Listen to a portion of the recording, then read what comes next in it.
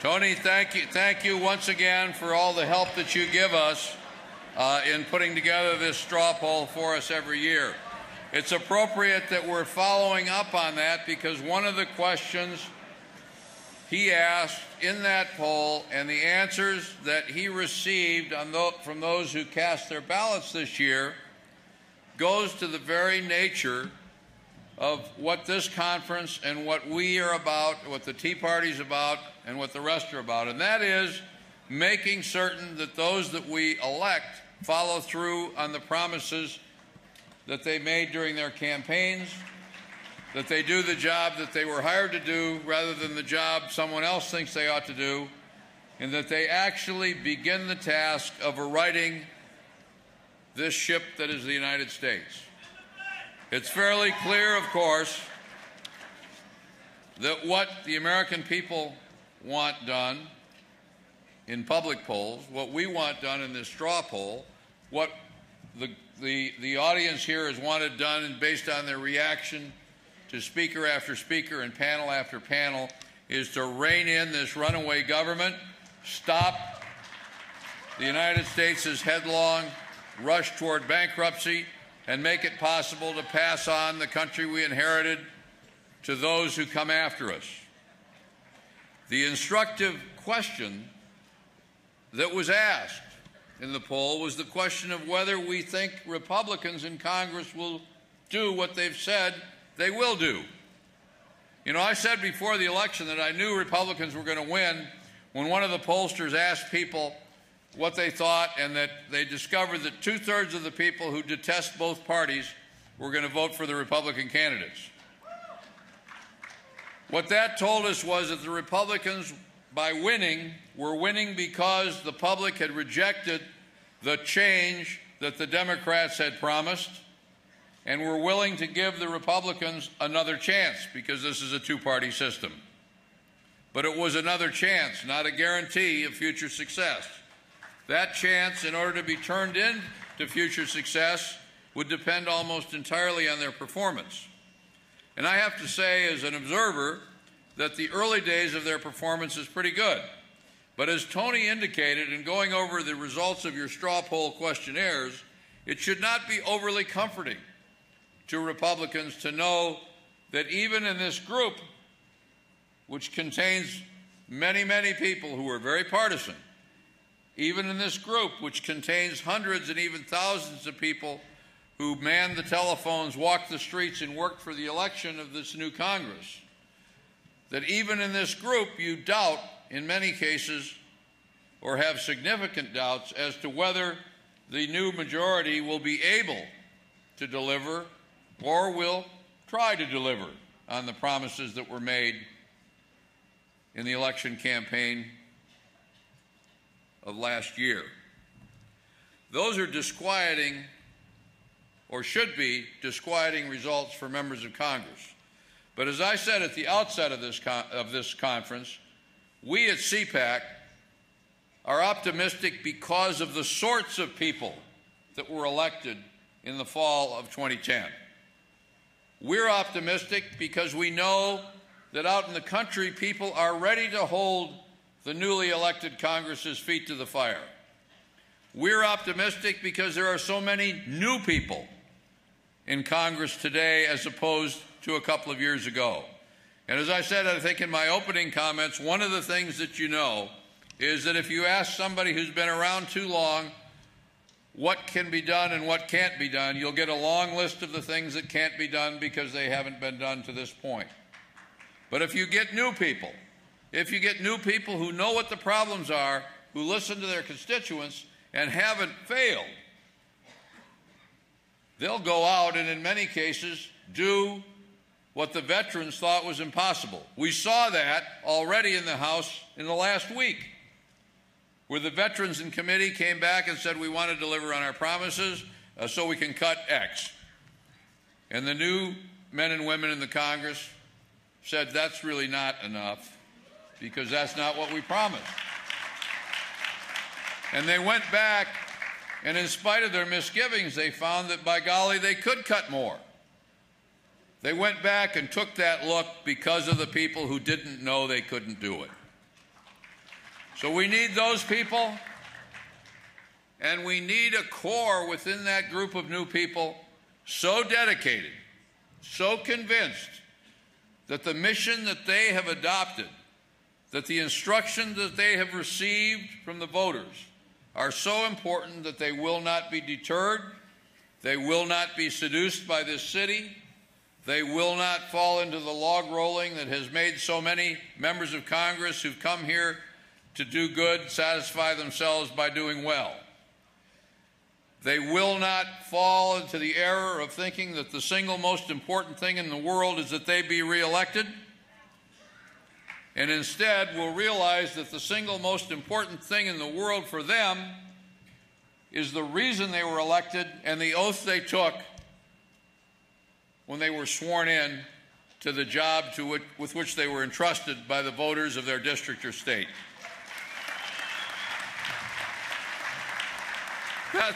That's why this year we decided that this conference, should be closed by a member of that new class of congressmen.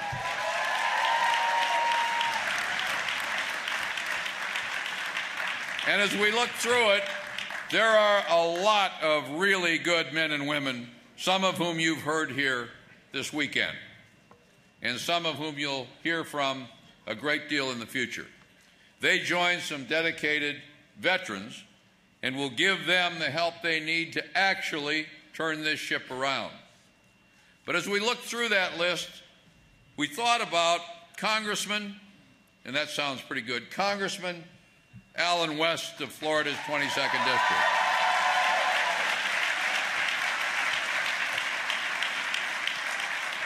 Many, if not most of you, know the story of Allen West, a decorated hero in the military who, upon retirement, decided to teach school, realized the country was on the wrong track, and decided to get involved in politics. This will be his third time here. The first time he was here, we invited him. I frankly hadn't heard of him, being a Washingtonian who doesn't get out much. But he came here and he knocked our socks off. And then he decided he was going to run this time again. And they said, well, you know, that's probably one we're not going to win, the experts. But they hadn't heard Allen West speak.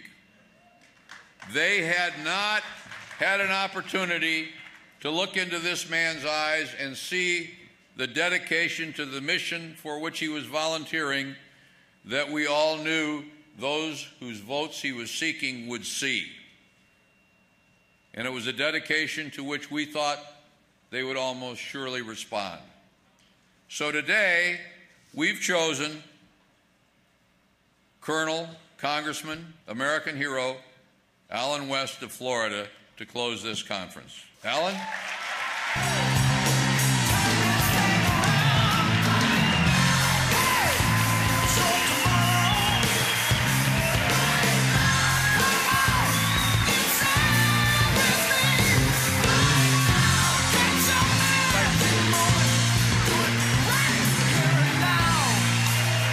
Thank you so much.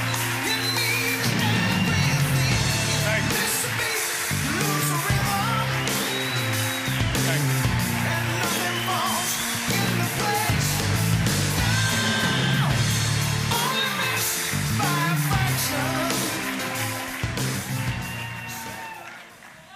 If you guys keep standing up and singing, I might not, and clapping, I might not make this 7 o'clock flight. But it really is a great honor to be here. Thank you so much, Chairman Keene. But before I get started, there's a special young man that has come up on this stage with me. His name is Sergeant Jason Aubin from Annandale, Virginia. He has served in Iraq with the 2nd Infantry Division during the time period of the surge. He now serves at the 3rd Infantry Regiment, the Old Guard, where he now trains those men and women who guard the tomb of the unknown soldier. So,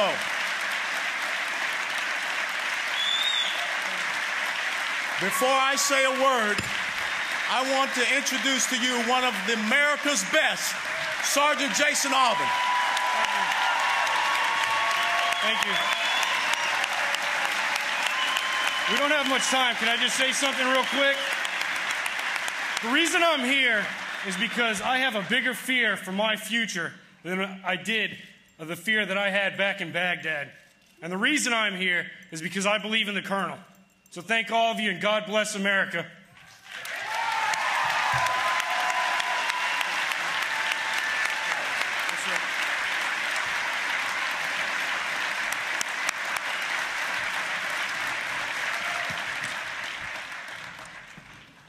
Chairman King, incoming chairman, Mr. Cardenas, it's awesome to see another South Floridian here.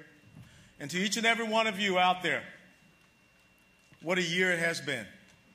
And congratulations, because your hard work and efforts paid off. Thanks to your calls, your walks, and standing on street corners waving flags and signs, we have a GOP House majority.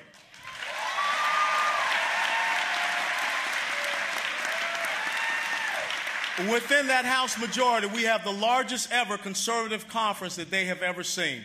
And also, we have 87 new freshmen, a historic achievement that you enabled to happen. And you also closed the gap in the U.S. Senate. You made your voices heard and have reminded Washington, D.C. that this is a representative democracy made up of the consent of the governed. You endured the relentless and hostile attacks from the liberal left, such as being called racist. And perhaps they should see who is standing here as your keynote speaker.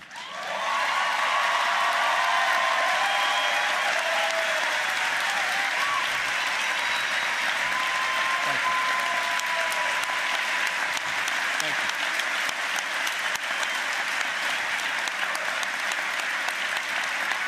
Thank you. But the thing was, you stood by your principles. In the face of these horrific politics of character assassination, you said that you would not allow your country to be cast into a perpetual dusk, nor remain silent while the sun set on the ideals of American exceptionalism. And I, too, had to endure the politics of ugliness, because the liberal progressive agenda offers no viable solutions for our republic. Countless name-calling, saying that you're a member of an all-white motorcycle gang, being called the worst person in the world 5 or 6 times, and he got fired for it.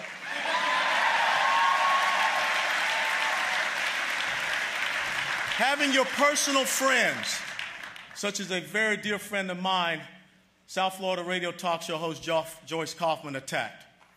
The DCCC has already started running attack ads against me, and I've barely been sworn in about 35 days. The Cook Political Report said I was one of the most vulnerable congressmen even before I had been sworn in. And this past week, the Politico put me out as one of the top most vulnerable representatives. Well, I got to tell you something. Standing here before each and every one of you, I don't feel so vulnerable, do I?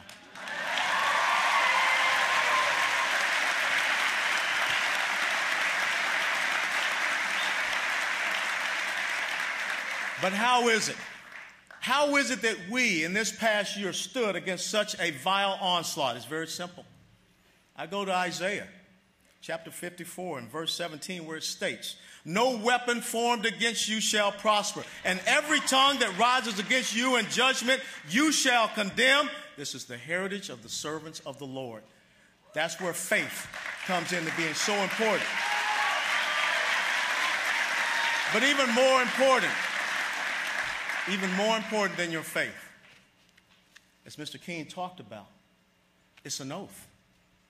It's an oath that each and every one of us believe in. It's an oath that I took for the first time on the 31st of July, 1982, as a young second lieutenant back at the University of Tennessee.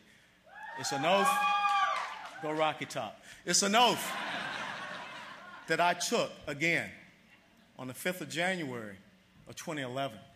It's an oath that has no statute of limitations. It's an oath that we pledge, such as Sergeant Auburn, that we will lay down our lives for this great constitutional republic. See, last year on this stage, I gave the oath to be a guardian of the conservative principles and values that make America the greatest nation that the world has ever known.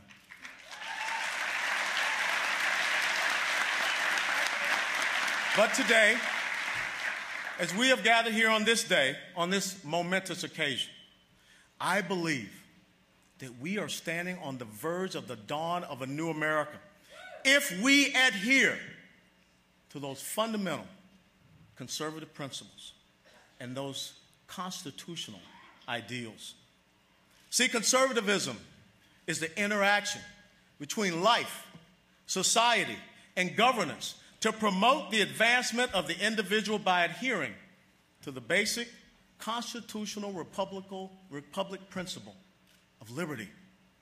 Alexis de Tocqueville said, "While democracy seeks equality in liberty, socialism seeks equality in restraint and servitude." Abraham Lincoln once asked the question, "What is conservatism? Is it not the adherence to the old and tried against the new and untried?" Well, I would say this if President Lincoln was standing here today. Liberal progressivism evolved after our Constitution. It has been tried. It has repeatedly failed all over the world. So why would we think that it can be successful here in our United States of America?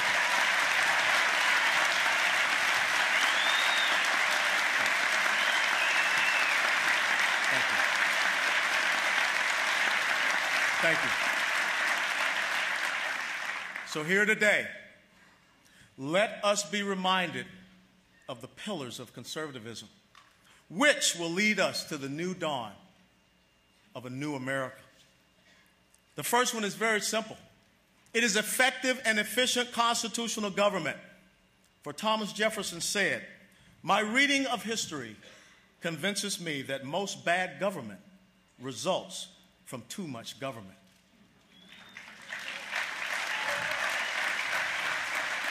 Therefore, let me ask you a simple question. Do you believe that America can survive as a bureaucratic nanny state? No. And you're absolutely correct. And I appreciate the emphasis over there. The framers of our Constitution, they had one true intent, was to put a restraining order on big government. See, fiscal conservatism is a derivative of constitutional government, which understands its right and proper mandates. And that's why next week, we're going to cut $100 billion of spending off of the federal budget.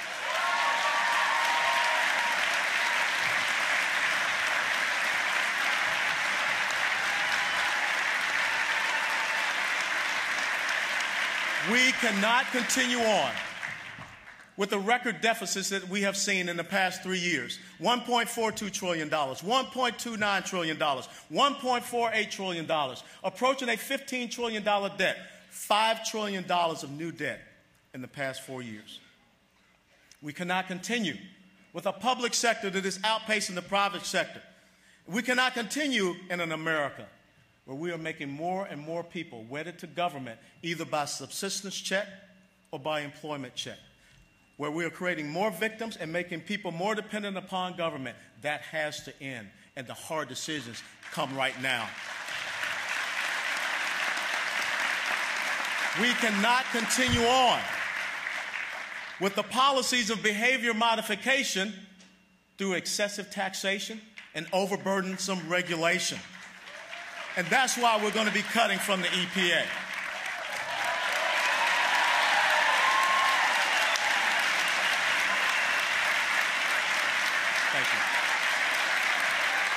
Thank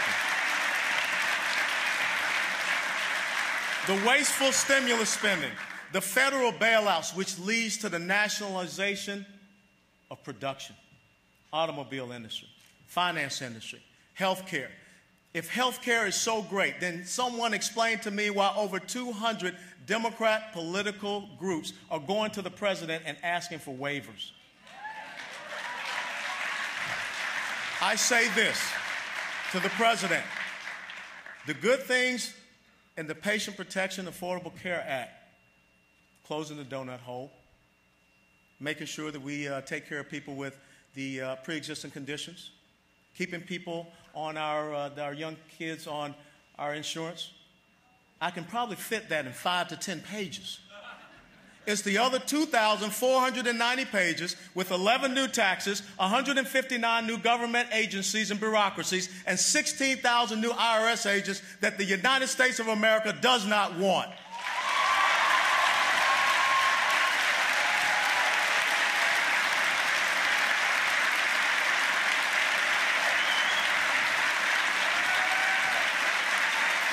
Thank you.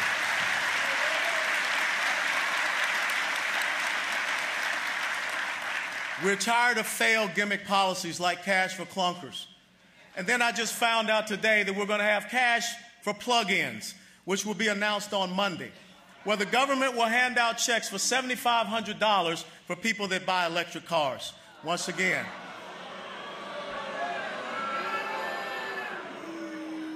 Mr. President, did you hear the American people?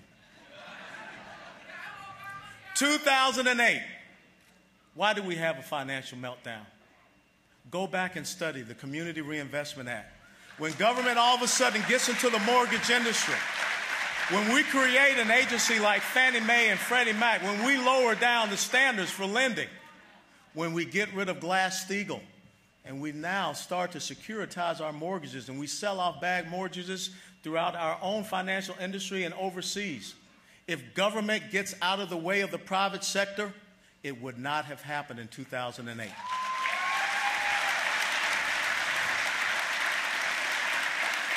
As I sat at the State of the Union address and I heard the President use these words, investment and innovation, those words are not part of the public sector lexicon. Those words are part of the private sector. They are part of our free market. They are part of our free enterprise, which promotes ingenuity. Through the private sector is where we will have long-term sustainable economic growth, job growth, financial certainty, predictability, and viability, not from President Obama's version of investment. It comes from your investment, and that's what we must set the conditions for. See, the dawn of a new America means that we must listen to the words of Abraham Lincoln when he said, "You cannot escape the responsibility of tomorrow by evading it today." Now is the time to reform our individual tax code. Now is the time to cut our corporate business tax rate from 35% down to 20%. Now is the time to eliminate capital gains taxes and dividends taxes. Now is the time to cap federal spending at 18 to 20%. Now is the time to develop a balanced budget amendment. Now is the time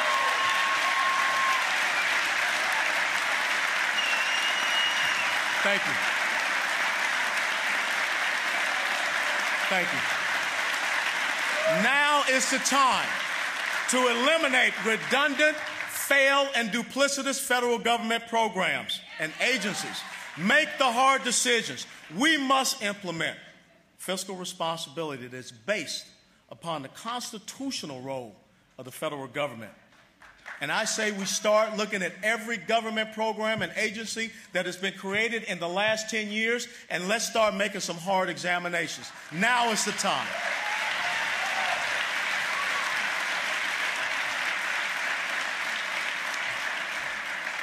The second important pillar in our conservative principles is peace through vigilance, through resolve, and through strength. A new America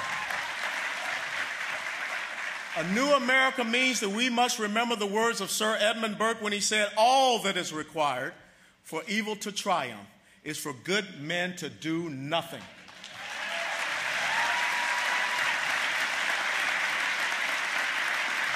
Sun Tzu tells us in the book The Art of War to know your enemy and to know yourself, and to know the terrain or the environment in countless battles, you will always be victorious. Peace begins with courageous leaders who are willing to identify and define our enemy and their objectives. Because political correctness has no place in our national security strategy.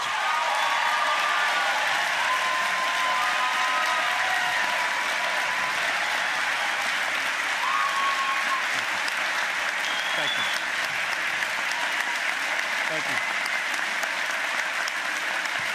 Thank you.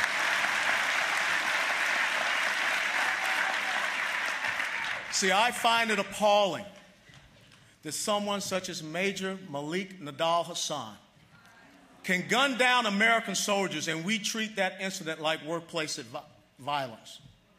So let me be clear. Truth is not subjective, and facts do not lie. And those who fail to learn from history are doomed to repeat it. A new America, a secure America, means that we can ill afford to have a 21st century Sir Neville Chamberlain moment.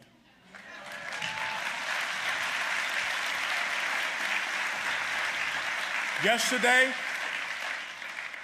we witnessed a historic moment in Egypt, and I applaud the flames of freedom finding its way into this Arab nation. However, let us be reminded of the lessons of the revolution in Iran. Let us also remember that there was a certain group that came into Afghanistan after the Soviet Union departed, and that country fell into civil war. That same group promised to bring in civil society and stability. That same group was recognized by the Clinton administration, even had their foreign minister brought here and hosted in the White House. That group was named the Taliban. History has a way of teaching you a very bad lesson if you don't pay attention.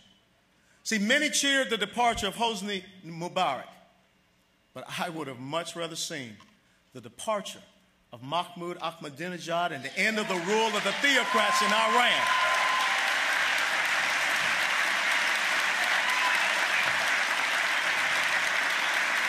Thank you.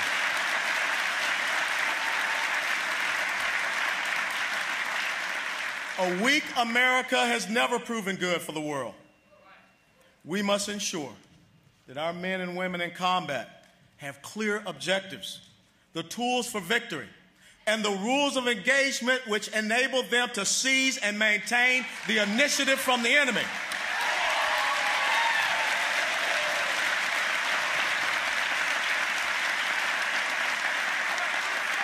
And yes, I do have a problem with granting American constitutional rights to terrorists while we attempt to and have imprisoned our own warriors for killing terrorists.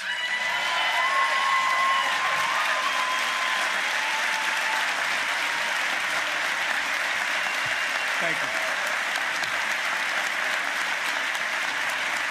Thank you.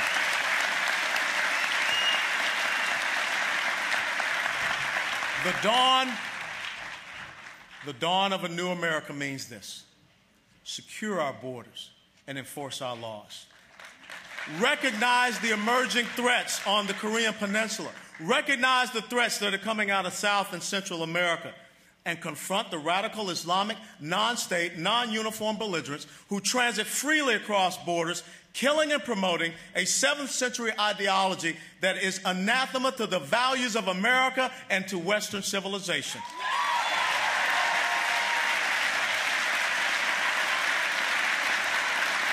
Thank you. A new dawn for America means never surrendering our nuclear deterrent capability due to a naive trust of those who subscribe to Machiavelli, not Kumbaya. It means recognizing that our economic strength is part of our national security, and that China is still a communist country which is using capitalism as a weapon against us. And never allowing anyone to believe that our greatest ally in the Middle East, Israel, shall not have this nation ready to stand with her. It means, and I say this to my friends in the state of Israel. I say this to Devorah Hoffman. I say this to Mark Kahlberg and his family.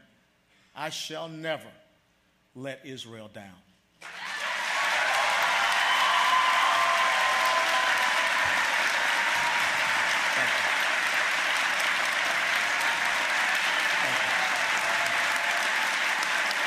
Thank you.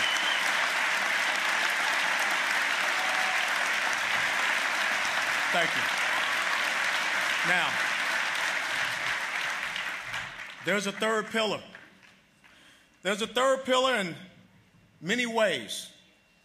I believe that this is the most important pillar for the dawn of a new America, and that is to never abandon our values. This may be a hot topic here at CPAC, but without this critical third pillar, we are incomplete as an American people. We must honor our language and realize that it is the most important, most basic, and common bond which makes us an American.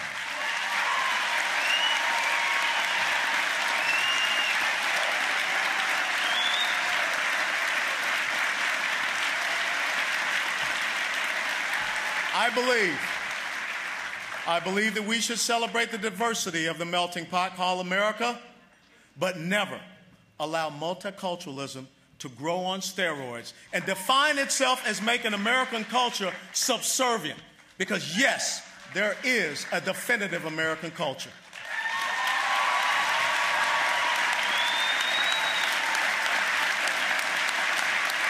Thank you. Thank you. Thank you. We must respect and honor the unborn.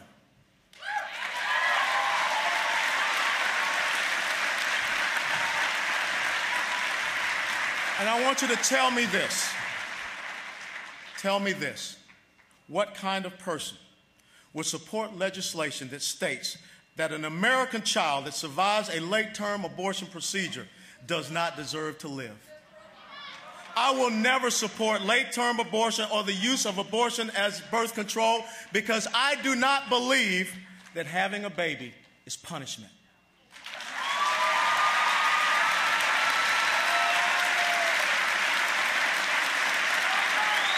Thank you.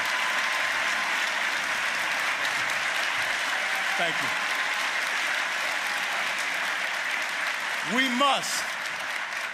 We must hold sacred the privilege of the institution of marriage as a bond between a man and a woman to promote the promulgation of our society, because we cannot allow the destruction of the American family. Senator Daniel Patrick Moynihan talked about this. He said the folly of breakdown of the American family will once come and haunt the United States of America. And why is that important? Because if you break down the American family, that leads to government dependency, which leads to the growth of government, which leads and results in greater government spending. The strength of America is in the strength of the bonds of the American family. When America expanded westward, it were men and women with their children and wagons going across the Mississippi River and spreading this great nation. Do not ever forget the bond of this great nation.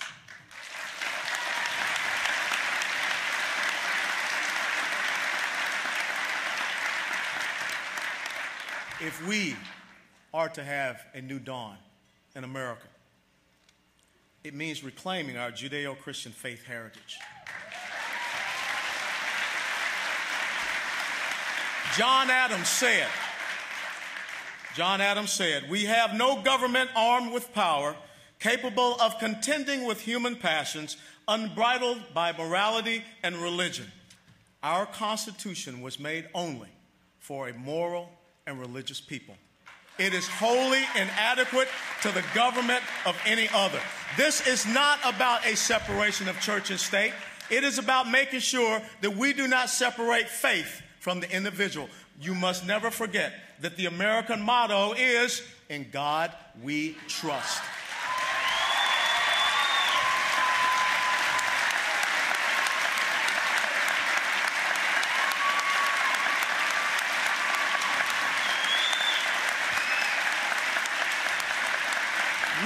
America. We welcome the beliefs of others in America, but our coexistence must be based on a simple premise. When tolerance becomes a one-way street, it leads to cultural suicide. And American cultural values shall never be subjugated to any other as long as I have air in my lungs.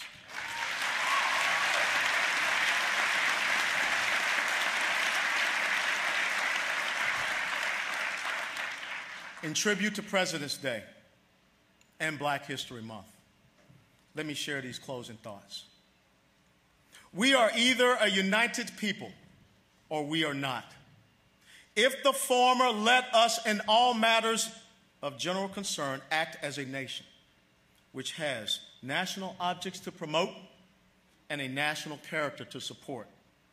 If we are not, let us no longer act a farce by pretending to it. George Washington. America will never be destroyed from the outside. If we falter and lose our freedoms, it will be because we destroyed ourselves. Abraham Lincoln. We stand on the precipice of greatness for this nation. But if we forget what brought us to where we are in 234 years, if we forget these three pillars, there will be no America to pass on to subsequent generations. And so I want to close with this little simple story. On the 7th of February, 1961, Herman Sr. and Elizabeth Thomas West had a son. My parents were nicknamed Buck and Snooks. Their son grew up walking the streets of the old 4th Ward in the inner city of Atlanta, Georgia. He attended an elementary school that was located right across the street from Ebenezer Baptist Church. He would go down and fish with his father and his grandfather and catch crappie and brim just south of Cuthbert, Georgia, Randolph County, in Lake Eufaula.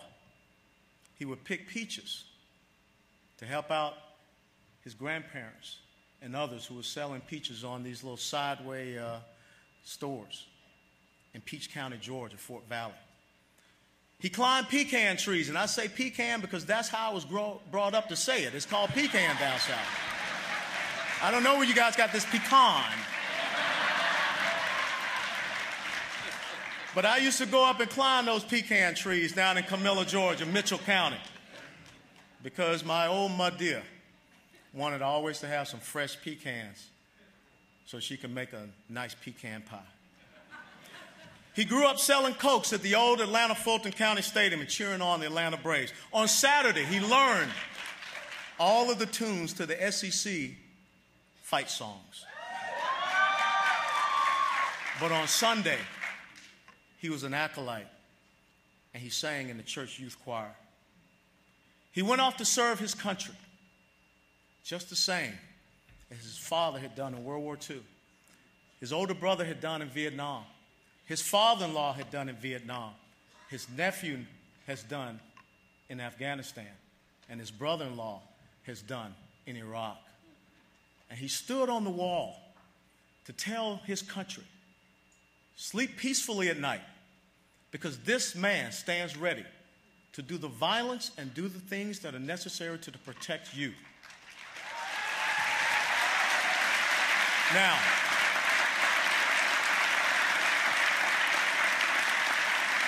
on this day, 50 years later, this son of America stands before you on this grand stage, committing himself to his country, to its national objects, to its national character, to its fiscal and national security, to the preservation of the life, liberty, and pursuit of happiness of every American. I do it for my wife. I do it for my daughters. I do it for my relatives. I do it for my friends. I do it for the men and women in uniform. I do it for the little boy and the little girl who are wearing a high school junior ROTC uniform just like I did at Henry Grady High School.